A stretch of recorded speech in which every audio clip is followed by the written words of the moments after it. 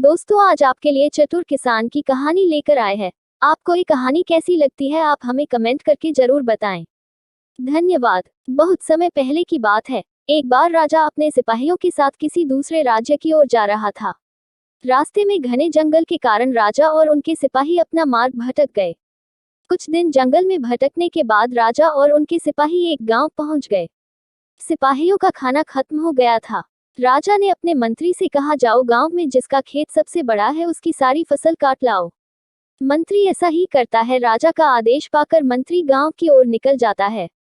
खेतों के आसपास मंत्री को कोई नहीं दिखता। इधर उधर भटकने पर एक किसान मंत्री को मिल जाता है।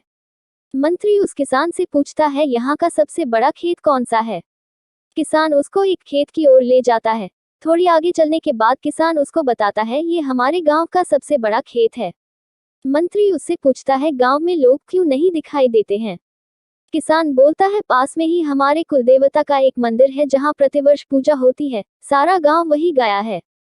मैं भी वहीं से आ रहा हूं। मुझे खेत पर कुछ काम था इसलिए मैं थोड़ा जल्दी आ गया। मंत्री अपने सिपाहियों के साथ खेत की फसल काटने लगते हैं। ये देखकर किसान मंत्री से बोलता है, आखिर आप लोग क्या कर रहे हो? सिपाही बोलता है, हमको सबसे बड़े खेत की फसल काटने का आदेश मिला है। किसान बोलता है, मुझे क्षमा कीजिए, मुझसे गलती हो गई। इससे भी बड़ा एक खेत है हमारे गांव में। मंत्री और सिपाही किसान के साथ उसके पीछे पीछे चल देते हैं। बहुत आगे जाने के बाद एक खेत दिखाई देता है जिसकी फसल इतनी अच्छी नहीं होती और ना ही इतना बड़ा खेत होता है जहां से चलकर आए थे। मंत्री गुस्से में किसान से बोलता है, ये तो उससे छोटा खेत है, न इसकी इतनी अच्छी है, तुम बेकार ही हमें यहाँ ले आए हो। किसान बोलता है, मालिक रहम कीजिए, बड़ी मेहनत से फसल होती है, अगर आप ऐसे ही फसल काट लेंगे तो खेत का मालिक और उसके बच्चे क्या खाएंगे? कितने दिनों के इंतजार के बाद फसल काटने का मौका मिलता है। मंत्री गुस्से से बोलता है, तो क्या तुम जिस खेत पर लाए हो उस किसान के बच्चे और उस किसान को दिक्कत नहीं होगी? किसान बड़ी विनम्रता से कहता है, मालिक अगर उस किसान को कोई दिक्कत होती तो वह आपको अपने खेत में आपको लेकर क्यों आता? क्या ये खेत तुम्हारा है? जी हजूर, यह खेत मेरा है, उससे छोटा है पर मेरा है।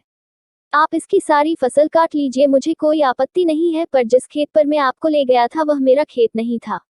मुझे पहले पता नहीं था कि आप किस उद्देश्य खेत के बारे में पूछ रहे। जब मुझे ये ज्ञात हुआ कि आपको फसल काटना है तो मैं अपने खेत पर ले आया, क्योंकि मैं स्वयं इसका मालिक हूँ और इस खेत की फसल पर मेरा पूरा अधिकार है, इसलिए मैं आपको यहाँ लेकर आया। मंत्री किसान की बात सुनकर बड़ा प्रसन्न हुआ। वह अपने सिपाहियों को लेकर वापस चला गया और राजा को सारा किस्सा सुनाया। राजा ने उस किसान को अपने पास बुलाया और उसकी पीठ थपथपाई। राजा ने उसको खुश होकर इनाम में सोने के सिक्कों से भरी एक थैली दी और किसान की फसल का उचित दाम दिया। इस प्रकार से किसान की ईमानदारी और चतुराई के चलते किसान को अपनी फसल का अच्छा दाम भी मिला और उसको इनाम में सोने के सिक्के भी मिल गए। इस कहानी से हमको ये शिक्षा मिलती है कि हमें अपने स्वार्थ को दूर रखकर दूसरों के बारे में सोचना चाहिए। अगर वह किसान चाहता तो उस खेत की फसल को काटने देता, पर उसने उस किसान के बारे में सोचो और वह मंत्री को अपने खेत ले गया, जिस वजह से उसको फसल का दाम और इनाम मिला।